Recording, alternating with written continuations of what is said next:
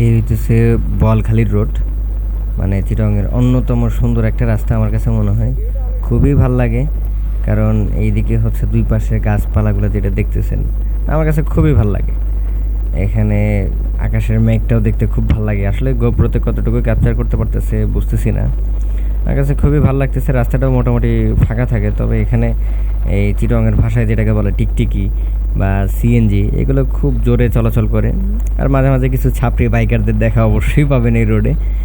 তারপরেও যদি হিসাব করে দেখেন যে এরকম একটা রাস্তা চিটাগং সিটির খুবই পাশে, যদি কালুরঘাট ব্রিজ হয়ে আসেন তাইলেও হয়, বা আপনি পাচুরিয়া হয়ে যদি আসেন, কর্ণফুলী ব্রিজ বা নতুন ব্রিজের পরে মজ্জাটেক হয়ে যদি আসেন তারপরেও আসতে পারবেন।